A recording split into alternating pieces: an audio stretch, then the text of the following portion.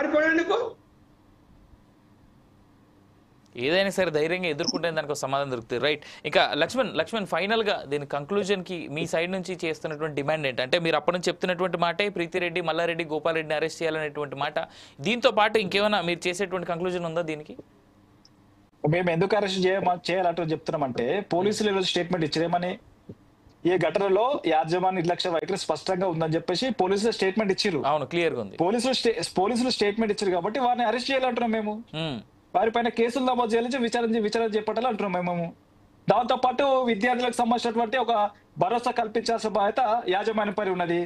మరి మల్లారెడ్డి గారు రావాలి, గోపాల్ రెడ్డి గారు కానివ్వండి, అక్కడ ఉన్నటువంటి సిబ్బంది కానివ్వండి, ఆ సీఎంఆర్ యాజమాన్యము ఏదైతే విద్యార్థులు ఆందోళన చెందుతున్నారో దానిపైన ఒక స్పష్టమైనటువంటి భరోసా ఇవ్వాల్సిన అవసరం ఉన్నది. తదుపరి మీ ఏ విచారణ చేపిస్తారో, వాళ్ళకి ఎట్లా రక్షణ కల్పిస్తారో చెప్పాల్సిన బాధ్యత వారిపై ఉన్నది. దాంతో పాటు ప్రభుత్వం కూడా వెంటనే స్పందించాల్సిన అవసరం ఉన్నది. ఈరోజు మహిళలకు జరిగింది అన్యాయం జరిగింది ఇక్కడ, ఏదో విద్యార్థులకు.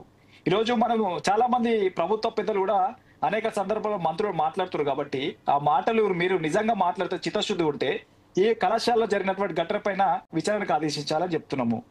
ఏదేమైనా సిఎంఆర్ కళాశాలలో జరుగుతున్నటువంటి ప్రతి విషయం పైన విచారణ జరిపించాల్సిన అవసరం ఉన్నది. ఇది హైకోర్టు సిట్టింగ్ జడ్జి చేత విచారణ జరిపిస్తే అనేక విషయాలు, ఇది ఒకటే కాదు, ఈ బాత్రూమ్ వీడియో కాదు, ఇంకా చాలా విషయాలు ఉన్నాయి. అన్ని విషయాలు బయటకు వచ్చే అవకాశం ఉంది కాబట్టి దీనిపైన వెంటనే విచారణ జరిపించి అక్కడ ఉన్నటువంటి విద్యార్థులకు న్యాయం చేయాలని చెప్పేసి ఏఐఎస్ఎఫ్ గా మేము డిమాండ్ చేస్తా ఉన్నాం.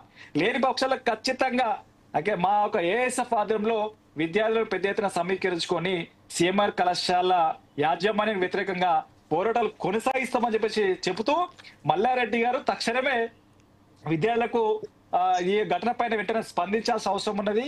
విద్యార్థులకు వాళ్ళకు రక్షణ కల్పించాల్సిన బాధ్యత ఉంది కాబట్టి ఆ రక్షణ కావాల్సిన చర్యలు ఏమో ఆ చర్యలు వెంటనే చేపట్టాలని చెప్పేసి, దాంతో పాటు విద్యార్థి తల్లిదండ్రులకు మీరు భరోసా ఇవ్వాల్సిన బాధ్యత మీ పైన ఉంది కాబట్టి ఆ రకంగా చర్యలు చేపట్టాలని చెప్పి మేము డిమాండ్ చేస్తా ఉన్నామండి. రైట్ లక్ష్మణ్ సార్, ఫైనల్ గా లక్ష్మణ్ గారు ఒక మాట చెప్పండి.